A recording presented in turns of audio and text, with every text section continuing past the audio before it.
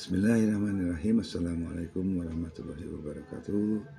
Selamat pagi, selamat sore, selamat malam mungkin bagi yang melihat video ini pada waktu yang disesuaikan. Salam kenal, nama saya Hongki. Dalam kesempatan kali ini saya ingin mempresentasikan mengenai perdagangan dan investasi dalam bisnis internasional. Baik, kita mulai dengan pembahasan di mana tadi sudah disampaikan topik yang sangat penting dalam ekonomi secara global, yaitu perdagangan dan investasi dalam bisnis internasional. Perdagangan dan investasi internasional dapat dikatakan menjadi tulang punggung pertumbuhan ekonomi di dunia ini atau secara global, di mana dia itu akan menciptakan lapangan kerja, meningkatkan kesejahteraan masyarakat dan sebagainya, yang artinya banyak keuntungan yang dapat dihasilkan atau berdampak kepada masyarakat secara utuh. Mari kita mulai dengan memahami dasar-dasarnya terlebih dahulu. Apa sih yang dimaksud dengan perdagangan?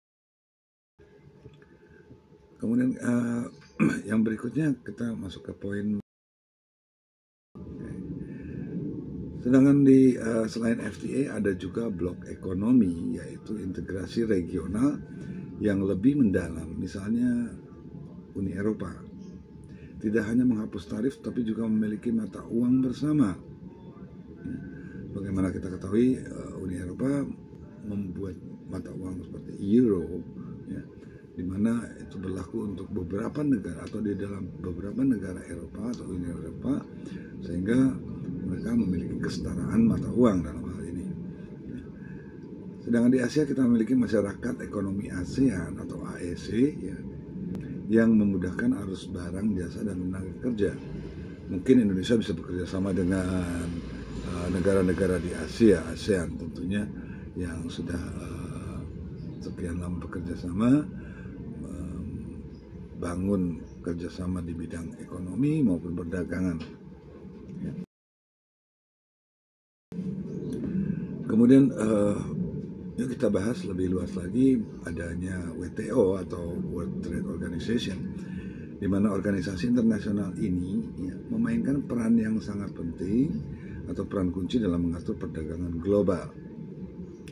Jadi peran WTO di sini jelas ya, bahwa dia suatu organisasi besar, organisasi dunia tentunya, di bawah naungan PBB, yang bertugas mengatur perdagangan, menyelesaikan sengketa apabila terjadi persengketaan dalam perdagangan tersebut, kemudian mempromosikan perdagangan bebas. Misalnya WTO membantu menyelesaikan perselisihan antara Amerika Serikat dan Uni Eropa tentang subsidi pesawat terbang, yang mungkin sudah pernah terjadi. Ini salah satu contohnya seperti itu, dan mungkin kali ini harusnya ada peranan penting di mana kita juga tahu berita yang terkini yang mengenai perdagangan bebas ini, perselisihan antara Amerika Serikat dengan Republik Cina, ya, atau Tiongkok kita sebutnya, ya, di mana mereka saling menaikkan tarif impor dan lain sebagainya. Nah, ini mungkin WTO berperan untuk bisa menengahi ataupun membatasi hal-hal tersebut atau menyelesaikan permasalahan tersebut sehingga tidak berdampak kepada negara-negara lain termasuk Indonesia tentunya.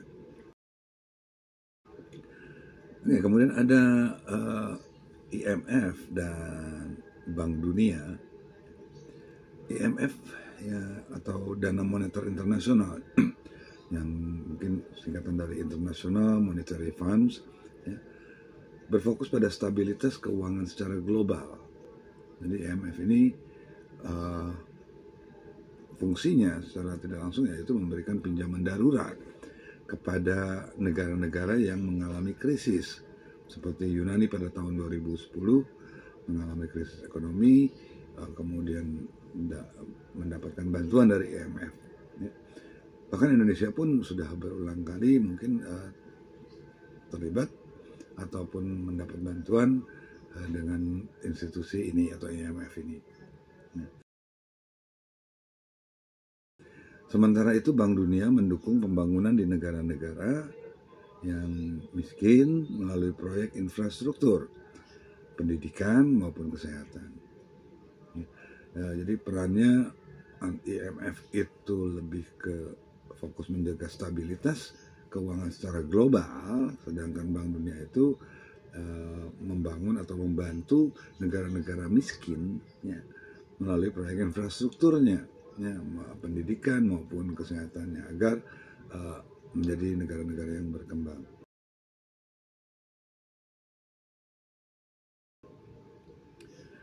Selain itu ada UNCTAD yang fokus pada perdagangan di negara berkembang, ya, dan OECD yang mempromosikan kebijakan ekonomi untuk kesejahteraan. Kerjasama antar organisasi ini sangat penting untuk menciptakan sistem perdagangan yang adil dan stabil. Ya. Di sini tidak dijelaskan ya fungsi dari UNCTAD tadi. Ya, intinya fokus mereka adalah pada perdagangan di negara-negara yang berkembang, artinya tentunya dengan mempromosikan atau membuat suatu kebijakan ekonomi yang tujuannya yaitu untuk kesejahteraan organisasi ataupun negaranya.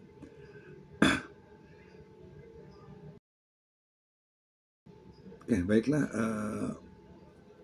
kurang lebihnya demikian ya, yang bisa saya sampaikan mengenai keterkaitan antara perdagangan internasional, kemudian investasi internasional, begitu juga dengan keberadaan organisasi-organisasi internasional maupun regional dalam tanda kutip yang mungkin tadi disebutkan adanya IMF, WTO, ya, kemudian Bank Dunia dan beberapa yang lainnya yang tadi saya sudah sebutkan, ya. Mudah-mudahan ini bisa menambah wawasan kita semuanya dalam pembahasan mengenai bisnis internasional itu seperti apa atau bagaimana. Ya. Sebagaimana kesimpulan perdagangan dan investasi internasional bisa kita simpulkan sebagai berikut ya. Jadi perdagangan dan investasi internasional sebagai mesin pertumbuhan ekonomi global. Jadi kalau mesinnya itu berjalan dengan baik gitu ya, maka perkembangan ekonomi secara global juga akan berjalan dengan baik. Ya.